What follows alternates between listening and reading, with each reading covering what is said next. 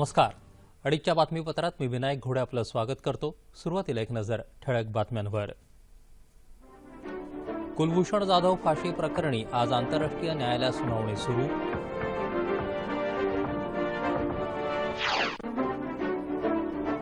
सर्वोच्च न्यायालयानं तिहेरी तलाक अवैध ठरवल्यास केंद्र सरकार मुस्लिम समुदायासाठी या संदर्भात नवा कायदा करेल. केंद्राचं सर्वोच्च न्यायालयात स्पष्टीकरण. मुंबई हल्ल्याचा सूत्रधार हाफिज सईदला पाकिस्तानच्या गृहमंत्रालयाकडून अटक. सायबर हल्ल्याच्या पार्श्वभूमीवर रिझर्व्ह बँकेसारख्या महत्त्वाच्या संस्थांना केंद्र सरकारचा अतिदक्षतेचा इशारा. पंतप्रधान नरेंद्र मोदी यांच्या उपस्थितीत मध्य प्रदेशातील नमामि देवी सेवा यात्रेच्या समाप्ती सोहळ्याला प्रारंभ. महाराष्ट्रातल्या तूर उत्पादक शेतकऱ्यांचं नुकसान होऊ नये यासाठी केंद्र सरकार दक्ष असल्याचा केंद्रीय कृषी राज्यमंत्री अहलुवालिया यांचा निर्वाळा. आणि नेहमीच्या वेळापत्रकाच्या 3 दिवस आधीच मान्सूनची अंदमान निकोबारमध्ये हजेरी. राज्याच्या बहुतांश भागात मेघगर्जनेसह पावसाची शक्यता. नमस्कार. आता बातम्या विस्तारानं पाहूयात. भारतीय नागरिक कुलभूषण जाधव यांना पाकिस्तानच्या लष्करी न्यायालयानं सुनावलेल्या फाशीच्या शिक्षेविरोधात भारतानं आंतरराष्ट्रीय न्यायालयात याचिका दाखल केली होती. हेग येथील आंतरराष्ट्रीय न्यायालयाच्या 11 न्यायाधीशांच्या खंडपीठासमोर आज सुनावणीला सुरुवात झाली. संयुक्त राष्ट्रांच्या वेबसाईटवरून सुनावणीचं थेट प्रक्षेपण प्रसारित करण्यात आलं. सुनावणीच्या सुरुवातीला निबंधकांनी भारताची विनंती वाचून दाखवली. या सुनावणीत ज्येष्ठ विधिज्ञ हरीश साळवे यांनी भारताची बाजू मांडली, तर तेहमिना जंजुमा पाकिस्तानची बाजू मांडणार आहेत. परराष्ट्र मंत्रालयाचे संयुक्त सचिव दीपक मित्तल यांनी जाधव यांना पाकिस्ताननं पकडण्यापासून ते सुनावणीपर्यंतचा घटनाक्रम विशद करत पाकिस्ताननं व्हिएन्ना कराराचं उल्लंघन केल्याचं सांगितलं. तसंच जाधव यांना त्यांच्या मूलभूत हक्कांपासून वंचित ठेवल्याचंही ते म्हणाले. जाधव यांना पकडण्यापासून एफआयआर चौकशी, सुनावणी किंवा पुरावे याबाबतची कोणतीही कागदपत्र भारतानं अनेकदा मागणी करूनही पाकिस्ताननं दिली नसल्याचं मित्तल यांनी सांगितलं. कुलभूषणच्या आईला भेटीची परवानगीही पाकिस्ताननं नाकारल्याचं त्यांनी सांगितलं. परराष्ट्र मंत्रालयाचे संयुक्त सचिव बी.डी. शर्मा यांनीही घटनाक्रम विशद करत विविध कलमांचा उल्लेख करत पाकिस्तानकडून आंतरराष्ट्रीय कराराचं कसं उल्लंघन झालं ते स्पष्ट केलं. भारताच्या मागण्यांना पाकिस्ताननं कोणताही प्रतिसाद दिला नाही असं ते म्हणाले. सर्वोच्च न्यायालयानं तिहेरी तलाक अवैध आणि घटनाबाह्य ठरवल्यास केंद्र सरकार मुस्लिम समुदायासाठी विवाह नियमन आणि घटस्फोटाबाबत कायदा करेल असं सरकारनं आज सर्वोच्च न्यायालयात स्पष्ट केलं. मुस्लिमांमधल्या तिहेरी तलाकला आव्हान देणाऱ्या याचिकांवर सर्वोच्च न्यायालयात सुनावणी होत आहे. त्यावेळी तिहेरी तलाक संदर्भात महाधिवक्ता मुकुल रोहतगी यांनी सर्वोच्च न्यायालयात केंद्र सरकारची बाजू मांडली. मुस्लिम समाजातल्या निकाह हलाला, बहुपत्नीत्व यासारख्या मुद्द्यांवर पुढच्या काळात सुनावणी घेण्याचा मार्ग खुला ठेवत सध्या तरी फक्त तिहेरी तलाकवरच सुनावणी घेतली जाईल असं सर्वोच्च न्यायालयानं आज स्पष्ट केलं. त्यावेळी तिहेरी तलाकबरोबरच बहुपत्नीत्व आणि निकाह हलाला हे मुद्दे घटनात्मक पीठाकडे सोपवले होते असं रोहतगी यांनी न्यायालयाला सांगितलं. उपलब्ध असलेल्या मर्यादित वेळेत या 3ही मुद्द्यांवर सुनावणी घेणं शक्य नसल्याचं स्पष्ट करून उर्वरित 2 मुद्दे पुढच्या काळासाठी प्रलंबित ठेवण्यात येत असल्याचं सरन्यायाधीश जे.एस. खेर यांच्या अध्यक्षतेखालच्या 5 सदस्यीय घटनापीठानं सांगितलं आहे. खेर यांच्या समवेत न्यायमूर्ती कुरियन जोसेफ, R.F. नरिमन, यू ललित आणि अब्दुल नसीर यांचा घटनापीठामध्ये समावेश आहे. मुंबई हल्ल्याचा मास्टर माइंड आणि जमात उल दावाचा म्होरक्या हाफिज सईद आणि त्याच्या 4 साथीदारांना पाकिस्तानच्या गृहमंत्रालयानं अटक केली आहे. जिहादच्या नावावर दहशतवाद पसरवण्याच्या आरोपाखाली ही कारवाई करण्यात आल्याचं न्यायालयाच्या बोर्डाला सांगितलं. काश्मीरींची समस्या उचलून धरत असल्यानं तसंच हे काम करण्यापासून मला रोखण्यासाठीच पाकिस्तान सरकारनं आपल्याला अटक केल्याचं सईदनं बोर्डाला सांगितलं. गृहमंत्रालयानं त्याच्या आरोपांचं 3 सदस्यीय बोर्डासमोर खंडन केलं. जागतिक पातळीवर हजारो संगणक यंत्रणा निकामी करणाऱ्या सायबर हल्ल्याच्या पार्श्वभूमीवर केंद्र सरकारच्या CERTEN या सायबर सुरक्षा विभागानं रिझर्व्ह बँक, शेअर बाजार तसंच NPI सारख्या महत्त्वपूर्ण संस्थांना अतिदक्षतेचा इशारा जारी केला आहे. या संस्थांसाठी मार्गदर्शक तत्त्व जारी केली असून माहितीला धोका निर्माण होऊ नये यासाठी सुयोग्य यंत्रणा स्थापन करण्याचा सल्लाही दिला आहे. गेल्या 2 दिवसात भारतासह जगातले सुमारे 150 देश सायबर हल्ल्याची शिकार झाले आहेत. रॅन्समवेअर या विषाणूद्वारे संगणक प्रणाली निकामी केल्या जात आहेत. हा हल्ला रोखण्यासाठी संस्थांनी आणि संगणकाचा वापर करणाऱ्यांनी विंडोज प्रणालीचं सहाय्य घ्यावं असंही CERTIनं म्हटलं आहे. उत्तर कोरियानं नुकत्याच केलेल्या क्षेपणास्त्र चाचणीदरम्यान नव्या प्रकारच्या रॉकेटची यशस्वी चाचणी घेतल्याचं या देशाच्या अधिकृत वृत्तसंस्थेनं म्हटलं आहे. अभूतपूर्व पल्ला असणाऱ्या या रॉकेटमुळे पॅसिफिक समुद्रामधला अमेरिकेचा तळही याच्या टप्प्यात येणार असल्याचं तज्ज्ञांचं म्हणणं आहे. जमिनीवरून जमिनीवर मारा करणारं लांब पल्ल्याचं रॉकेट डागल्याचं या वृत्तसंस्थेनं म्हटलं आहे. उत्तर कोरियाचे सर्वेसर्वा किम जॉंग उन या चाचणी दरम्यान स्वतः उपस्थित होते असं या बातमीत म्हटलं आहे. अण्वस्त्र आणि क्षेपणास्त्र चाचण्यांमुळे जगाला धोका उत्पन्न होत असल्याच्या कारणास्तव उत्तर कोरियाच्या अण्वस्त्र कार्यक्रमावर संयुक्त राष्ट्रांनी बंदी घातली आहे. पंतप्रधान नरेंद्र मोदी यांच्या उपस्थितीत मध्य प्रदेशातल्या नमामि देवी सेवा यात्रेच्या समाप्ती सोहळ्याला नुकताच प्रारंभ झाला. यावेळी मध्य प्रदेशचे मुख्यमंत्री शिवराज सिंग चौहान त्यांच्यासोबत उपस्थित होते. त्यानंतर पंतप्रधान विविध विकास कामांची सुरुवात करतील. पंतप्रधानांनी अमरकंटक मंदिरात नर्मदेची विधिवत पूजा केली. त्यानंतर जनसंवाद कार्यक्रमात ते उपस्थितांना मार्गदर्शन करणार आहेत. नर्मदा सेवा यात्रांच्या प्रदर्शनालाही मोदी भेट देणार आहेत. पंतप्रधानांच्या दौऱ्यामुळे अमरकंटकमध्ये उत्साह आहे.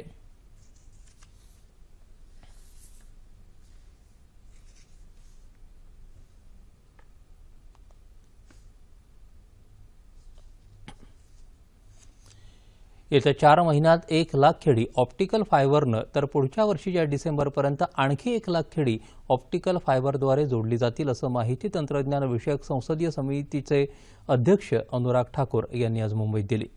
स्थायी समितीच्या इतर सदस्यांसमवेत BSNL अर्थात भारत संचार निगम लिमिटेड पुढची आव्हानं आणि इतर बाबींसंदर्भात आढावा घेण्यासाठी मुंबईत झालेल्या बैठकीनंतर ते बोलत होते. दूरदर्शन आणि आकाशवाणीच्या अधिकाऱ्यांसमवेत ही समिती उद्या आढावा बैठक घेणार आहे. या समितीचा अहवाल आणि शिफारशी संसदेच्या येत्या पावसाळी अधिवेशनात सादर केल्या जातील.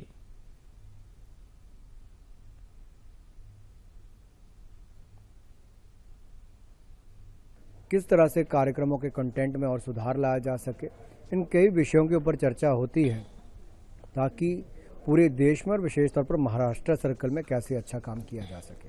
सिस्टम में जब पारदर्शिता लानी होती है तो उसके लिए टेक्नोलॉजी का इस्तेमाल होना जरूरी है. टेक्नोलॉजी बगैर इंफॉर्मेशन कम्युनिकेशन टेक्नोलॉजी के माध्यम के बिना संभव नहीं है.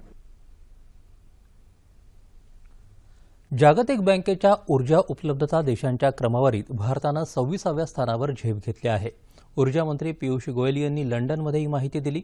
2014 साली या क्रमवारीत भारत 99व्या स्थानावरती होता. त्यानंतर मात्र केंद्र सरकारनं प्रत्येक घराला वीज देण्याचं उद्दिष्ट ठेवत युद्धपातळीवर काम सुरू केल्यानंतर भारतानं 26व्या स्थानावर घेतलेली झेप समाधानकारक आहे असं गोयल यांनी म्हटलं आहे. 2019 पर्यंत देशातल्या प्रत्येक घरात वीज पोहोचवण्याचं उद्दिष्ट असलं तरी त्यापूर्वीच हे काम पूर्ण होईल असा विश्वास त्यांनी व्यक्त केला. वीज जोडणीसाठी अर्ज केल्यानंतर आवश्यक पायाभूत सुविधा त्या ठिकाणी उपलब्ध असतील तर 24 तासात वीज जोडणी दिली जाईल. मात्र पायाभूत सुविधा उपलब्ध नसेल तर एका आठवड्यात वीज जोडणी उपलब्ध होईल असं गोयल म्हणाले. 18,452 पैकी आतापर्यंत 13,000 गावांमध्ये वीज पोहोचली असल्याची माहिती त्यांनी यावेळी दिली. शेतमालाच्या अधिक होणाऱ्या उत्पादनासाठी केंद्र आणि राज्य सरकारांची एक योजना असून महाराष्ट्रातल्या तूर उत्पादक शेतकऱ्यांचं नुकसान होऊ नये यासाठी सरकार दक्ष असल्याचं केंद्रीय कृषी राज्यमंत्री S.S. अहलुवालिया यांनी महाराष्ट्रातल्या तुरीच्या प्रश्नाबाबत बोलताना स्पष्ट केलं.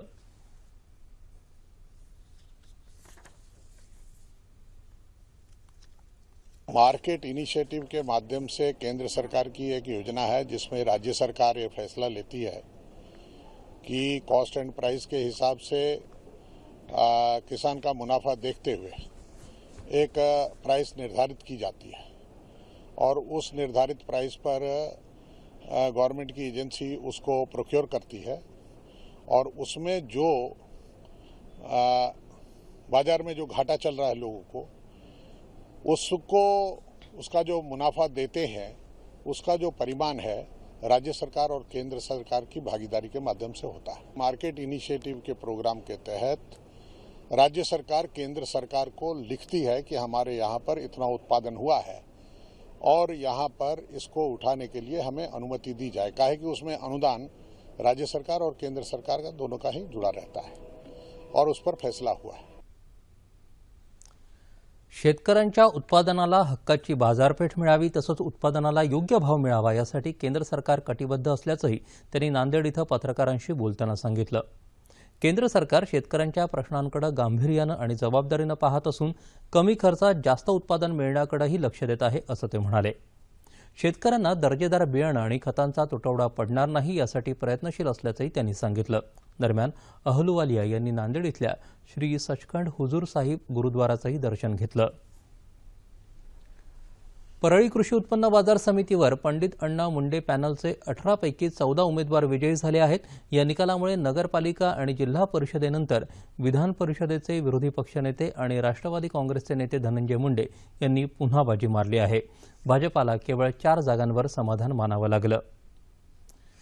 भाजपा प्रदेशाध्यक्ष रावसाहेब दानवे यांनी केलेल्या शेतकऱ्यांसंदर्भातल्या वक्तव्याचा माध्यमांनी विपर्यास केला असं संत पाटील यांनी दानवे यांची पाठराखण केली आहे। ते पिंपरी चिंचवड इथं माध्यमांशी बोलत होते। दानवे यांच्या विधानामुळे शेतकरी नाराज नसून दानवे हे शेतकरी कुटुंबातूनच आलेले आहेत। त्यांना शेतकऱ्यांच्या प्रश्नांची जाण आहे आणि ते शेतकऱ्यांसाठी सातत्यानं भांडतात असं पाटील यांनी यावेळी सांगितलं। राजीनामा मागणं हे विरोधकांचं कामच आहे असं सांगत लवकर सुरू होणाऱ्या भाजपाच्या संवाद यात्रेचं नेतृत्व रावसाहेब दानवेच करणार असल्याचं चंद्रकांत पाटील यांनी यावेळी सांगितलं। आज जागतिक कुटुंब दिन। छोटं कुटुंब सुखी कुटुंब या संकल्पनेमुळे तसंच विभक्त कुटुंब पद्धती वाढत असल्यानं कौटुंबिक स्वास्थ्य धोक्यात आलं आहे। म्हणूनच एकत्र कुटुंब व्यवस्था ही समाजासाठी अधिक लाभदायक आहे। याची जनजागृती व्हावी या उद्देशानं 15 मे 1994 पासून हा दिवस जागतिक कुटुंब दिन म्हणून साजरा केला जातो। भारतीय कुटुंब पद्धती ही एकत्र कुटुंब व्यवस्थेवर आधारितलेली असून याचे फायदेही अनेक आहेत।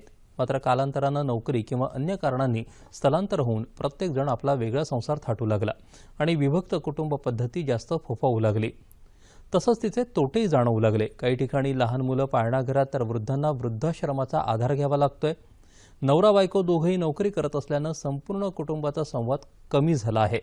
लहान मुलं एकलकोंडी झाली आहेत, तणाव वाढला, घटस्फोटांचं प्रमाणही वाढलं। या साऱ्यातून सुटका हवी असेल तर कुटुंब पद्धती ही एकत्र असावी हे आवश्यक आहे।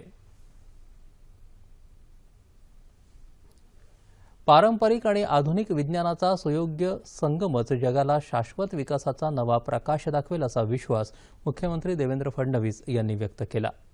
राज्य सरकार, विज्ञान भारती, डेक्कन एज्युकेशन सोसायटी यांच्या वतीनं पुण्यातल्या फर्ग्युसन महाविद्यालयाच्या प्रांगणात आयोजित 5व्या भारतीय विज्ञान संमेलनाचा समारोप मुख्यमंत्र्यांच्या हस्ते झाला। त्यावेळी ते बोलत होते। प्राचीन काळापासून भारत हा विज्ञानात प्रगत असा देश आहे। भारतीय पारंपरिक विज्ञान हे निसर्गावर आधारित असल्यानं ते शाश्वत विकासाचं साधन आहे असं त्यांनी सांगितलं। यावेळी संरक्षण राज्यमंत्री सुभाष भामरे, विज्ञान भारतीचे राष्ट्रीय अध्यक्ष आणि ज्येष्ठ शास्त्रज्ञ विजय भटकर, पुण्याच्या महापौर मुक्ता टिळक यांच्यासह अनेक मान्यवर यावेळी उपस्थित होते। पारंपरिक विज्ञानाला आधुनिकतेची जोड देण्याची आवश्यकता आहे। यासाठी भारतीय शास्त्रज्ञांनी स्वतःवर विश्वास ठेवत या क्षेत्रात झोकून देऊन काम करण्याची गरज भामरे यांनी व्यक्त केली। माजी केंद्रीय मंत्री प्रफुल्ल पटेल यांच्या उडाण एक graphic glimpse through life of Praful Patel या जीवनचरित्राचं वरळी इथल्या नॅशनल स्पोर्ट्स क्लब इथं झालेल्या कार्यक्रमात मुख्यमंत्री देवेंद्र फडणवीस यांच्या हस्ते प्रकाशन करण्यात आलं। यावेळी प्रफुल्ल पटेल, शिवसेना पक्षप्रमुख उद्धव ठाकरे, माजी मुख्यमंत्री पृथ्वीराज चव्हाण, चित्रपट अभिनेते अमिताभ बच्चन, उद्योजक मुकेश अंबानी, चित्रपट निर्माते आणि दिग्दर्शक करण जोहर यांच्यासह विविध क्षेत्रातील मान्यवर उपस्थित होते। प्रफुल्ल पटेल यांनी केंद्रीय नागरी हवाई वाहतूक मंत्री असताना देशातील हवाई वाहतूक ही सर्वसामान्य माणसाच्या आवाक्यात येण्याच्या दृष्टीनं भरीव असं कार्य केलं।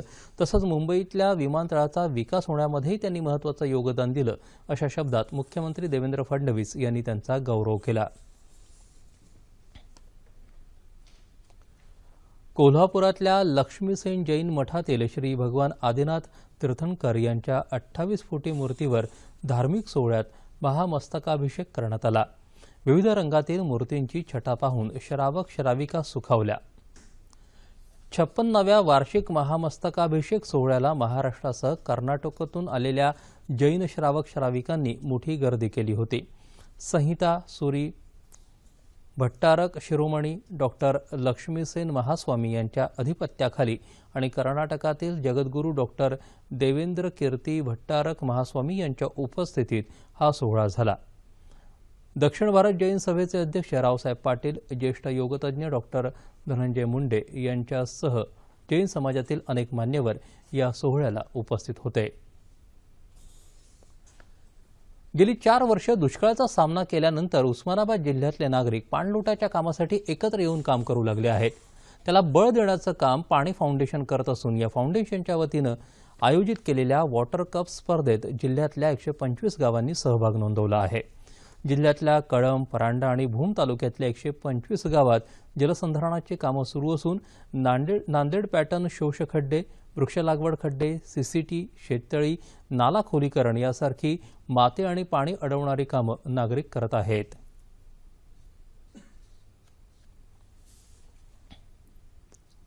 तालुक्यात मिळून 125 गावांनी प्रशिक्षण घेऊन स्पर्धेत उतरलेत. म्हणजे तसे अर्ज एकट्या कळमची 94 आली होती, महसुली 100% गावांची अर्ज आली होती. पण आपली जी अट आहे की प्रशिक्षण घेतल्याशिवाय आपल्याला त्यांना स्पर्धेत ठेवता येत नाही, त्याप्रमाणे या निकषानुसार शेवटी 125 गावं 3 तालुक्यात मिळून शिल्लक राहिली आणि त्यापैकी अर्ध्याहून अधिक गावामध्ये श्रमदानाचं उत्तम काम सुरू आहे. यामध्ये नांदेड पॅटर्न शोष खड्डे, वृक्ष लागवड खड्डे, CCT, deep CCT, water absorption trenches म्हणजे वॅट, त्याच्यानंतर शेततळे, नाला खोलीकरण, त्याच्यानंतर कंपार्टमेंट बंडिंग, मातीचे बांध, दगडी बांध, गॅबियन अशा विविध प्रकारचे उपचार जे पाणी आणि माती दोन्ही अडवतील. डिजिटायझेशनमुळे अर्थव्यवस्थेतल्या गैरव्यवहारांना आळा बसेल असा विश्वास केंद्रीय वित्त राज्यमंत्री अर्जुन राम मेघवाल यांनी व्यक्त केला. मुंबईत आयोजित डिजिटल इंडिया परिषदेला ते संबोधित करत होते. डिजिटल इंडिया परिषद ही स्वतः कल्पक असून तिच्यामुळे भारतीय अर्थव्यवस्थेला आगामी वर्षात मोठ्या प्रमाणात प्रोत्साहन मिळेल असं ते म्हणाले. आंतरराष्ट्रीय नाणेनिधीच्या अहवालानुसार भारतीय अर्थव्यवस्था 2030 साली सर्व देशांच्या अर्थव्यवस्थेच्या पुढे असेल. 2017 साली सरकारनं अनेक बदल घडवून आणल्यामुळे हे बदलाचं वर्ष ठरलंय असं ते म्हणाले. जुलाई से हम इस देश में जीएसटी लागू करने वाले हैं, जिससे बिजनेस करना आसान हो जाएगा, लोगों की लॉजिस्टिक चार्जेस कम हो जाएंगे, लोग लेवल प्लेइंग फील्ड में खड़े रहेंगे. तो भारत आर्थिक दृष्टि से सक्षम होने की और तेजी से आगे बढ़ चुका है. जब हम डिजिटल ट्रांजैक्शन से शैडो इकोनॉमी को चोट करेंगे, शैडो इकोनॉमी को कम कर देंगे, तो कंजम्पशन भी बढ़ेगा, इन्वेस्टमेंट भी बढ़ेगा और एक्सपोर्ट भी बढ़ेगा. इसलिए जीडीपी की दर बढ़ेगी हमारी. यावेळी मेघवाल यांच्या हस्ते history and journey of Bombay mercantile bank या पुस्तकाचं प्रकाशन झालं. या परिषदेत बोलताना केंद्रीय अल्पसंख्याक मंत्री मुख्तार अब्बास नक्वी यांनी डिजिटल क्रांती ही विकासाच्या प्रक्रियेत महत्त्वाचा भाग असल्याचं सांगितलं. डिजिटल पेमेंट सिस्टममुळे भ्रष्टाचाराला आळा बसेल असा विश्वास त्यांनी यावेळी व्यक्त केला. जो डिजिटल क्रांति हमारे देश में अगर आप देखें विशेष तौर से इन 3 सालों में शुरू हुई है, उससे जो है वो जो सबसे आखिरी पायदान पे खड़ा हुआ तबका है उसको भी सुविधा हुई है, आसानी हुई है और पारदर्शिता के साथ इस डिजिटल क्रांति का हिस्सेदार भागीदार बना है. मुझे पूरा यकीन है कि आने वाले दिनों में ये जो पूरा बैंकिंग सिस्टम है वो डिजिटलाइज होगा. सुंदरता, नृत्य आणि अभिनय यांचा सुरेख मिलाप म्हणजे माधुरी दीक्षित आज 50व्या वर्षात पदार्पण करते. वयाच्या 17व्या वर्षी राजश्री प्रोडक्शनच्या अबोध या चित्रपटातून तिनं चित्रपटसृष्टीत पदार्पण केलं. त्यानंतर काही चित्रपटातून मुख्य भूमिका करत सहाय्यक अभिनेत्री म्हणूनही तिनं काम केलं. मात्र तिनं यशाचं शिखर गाठलं ते तेजाब या चित्रपटातून. या चित्रपटासाठी सर्वोत्कृष्ट अभिनेत्रीचा तिला पहिला फिल्मफेअर पुरस्कारही मिळाला. त्यानंतर तिचा यशाचा आलेख चढाच राहिला. दिल, बेटा, हम आपके है कौन, दिल तो पागल है, परिंदा, साजन, खलनायक, अंजाम, देवदास यासारख्या एकाहून एक सर्रास अशा चित्रपटातून तिनं भूमिका साकारल्या. अनिल कपूर सोबतची तिची जोडी खूप गाजली. लग्नानंतर सुमारे 12 वर्षांच्या प्रदीर्घ काळानंतर डेढ़ इश्किया आणि गुलाब गँग या चित्रपटातून तिनं कमबॅक केलं. तसंच छोट्या पडद्यावर देखील तिनं झलक दिखला जा या कार्यक्रमातून परीक्षकाची भूमिका साकारली. तिच्या नृत्य अदांची मोहिनी आजही रसिकांवर कायम आहे.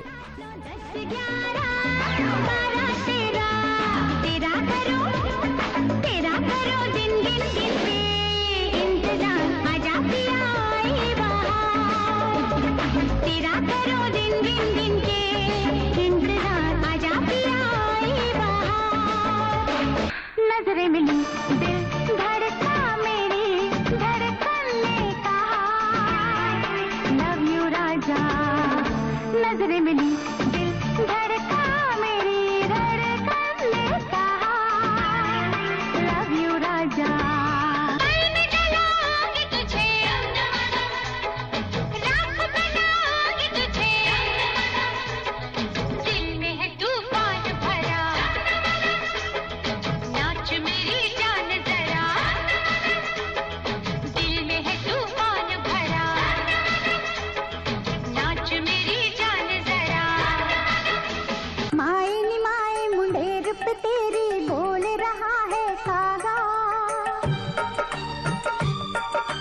माए नी माए मुंडेर पे तेरी बोल रहा है कागा जोगन हो गई तेरी दुलारी मन जोगी संग लागा गुरुजी आचार्य जियालाल यांच्या जन्मशताब्दीनिमित्त मुंबईत आयोजित कार्यक्रमात अभिनेत्री हेमा मालिनी, पंडित हरिप्रसाद चौरसिया आणि विदुषी गिरिजा देवी यांनी कलाविष्कार सादर केले.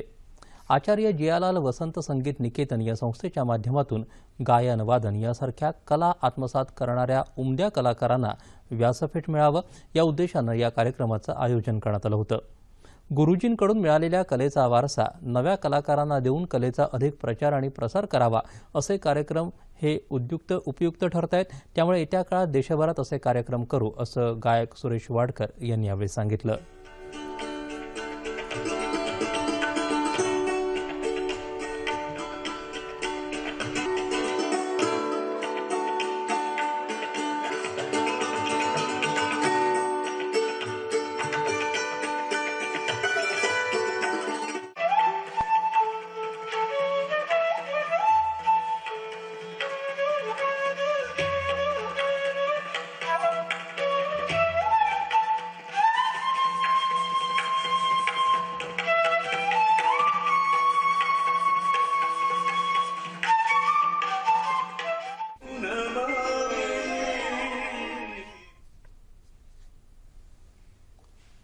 हवामान. नेहमीच्या वेळापत्रकाच्या आधीच 3 दिवस मान्सूननं काल निकोबार बेटांसह संपूर्ण दक्षिण अंदमानात हजेरी लावली असल्याचं भारतीय हवामान खात्यानं सांगितलं. सर्वसाधारणपणे 17 मे रोजी मान्सूनचं अंदमानात आगमन होतं. सध्या दक्षिण पश्चिम मान्सूननं निकोबार बेटं आणि संपूर्ण दक्षिण अंदमान समुद्र व्यापला आहे. मात्र केरळातही मान्सून वेळेआधीच पोहोचेल का हे सांगणं आता शक्य नसल्याचं हवामान खात्याचे महासंचालक के.जी. रमेश यांनी काल नवी दिल्ली इथं सांगितलं. सर्वसाधारणपणे 1 जून रोजी मान्सून केरळात हजेरी लावतो. 1-2 दिवसांच्या फरकानं 1 जूनला मान्सून केरळात पोहोचेल असा अंदाज असल्याचं स्कायमेट या संस्थेचे मुख्य हवामान तज्ज्ञ महेश पहलवाट यांनी सांगितलं. येत्या 24 तासात दक्षिण कोकण, मध्य महाराष्ट्र आणि मराठवाड्यात मेघगर्जनेसह पावसाची शक्यता आहे. याच काळात उत्तर कोकण आणि विदर्भातलं हवामान प्रामुख्यानं कोरडं राहील. तसंच मध्य महाराष्ट्र तुरळक ठिकाणी वादळी वाऱ्यासह गारपीट होण्याचा तसंच विदर्भात तुरळक ठिकाणी उष्णतेच्या लाटेचा इशारा हवामान विभागानं दिला आहे. दरम्यान सांगली, मिरज परिसरामध्ये आज सकाळपासून पावसाला सुरुवात झाली. सिंधुदुर्ग जिल्ह्यामध्ये मालवण, वेंगुर्ल्यासह किनारपट्टी भागात कालपासून जोरदार पाऊस सुरू आहे. आता पाहूयात ठळक बातम्या पुन्हा एकदा. कुलभूषण जाधव फाशी प्रकरणी आज आंतरराष्ट्रीय न्यायालयात सुनावणी सुरू.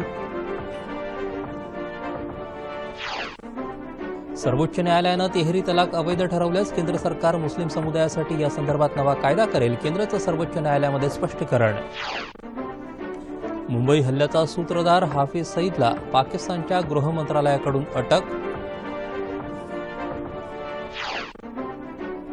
सायबर हल्ल्याच्या पार्श्वभूमीवर रिझर्व्ह बँकेसारख्या महत्त्वाच्या संस्थांना केंद्र सरकारचा अतिदक्षतेचा इशारा.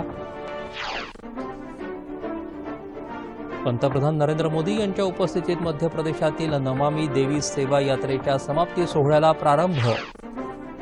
महाराष्ट्रातल्या तूर उत्पादक शेतकऱ्यांचं नुकसान होऊ नये यासाठी केंद्र सरकार दक्ष असल्याचा केंद्रीय कृषी राज्यमंत्री अहलुवालिया यांचा निर्वाळा. आणि नेहमीच्या वेळापत्रकाच्या 3 दिवस आधीच मान्सूनची अंदमान निकोबारमध्ये हजेरी. राज्याच्या बहुतांश भागात मेघगर्जनेसह पावसाची शक्यता. याबरोबरचे बातमीपत्र संपलं. पुन्हा भेटूया संध्याकाळी 5 वाजता आपल्या सह्याद्री वाहिनीवर.